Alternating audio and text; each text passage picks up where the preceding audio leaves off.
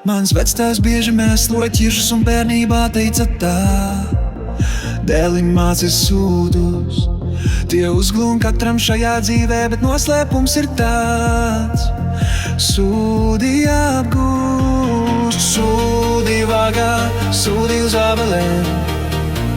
Sūdi tas ir grūti, sūdi vagā, sūdi uz ābelēm. Sūdi maitā dzīvi.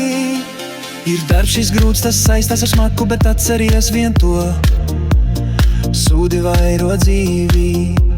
Ir katrā sūdā zelta dzīsla un noslēpums ir tāds: dzīsla jātrūst. Sūdi vagā, sūdi uz ābelēm.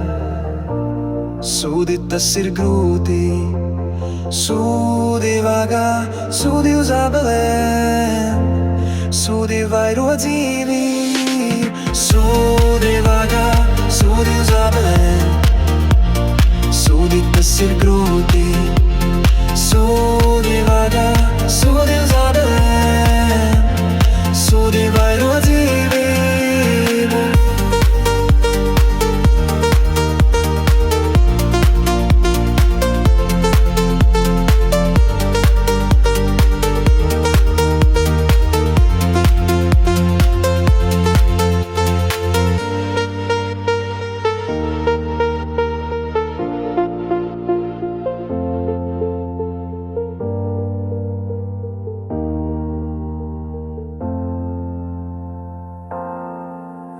Mēs guļamies pa savām dzīvēm un nepamanām to.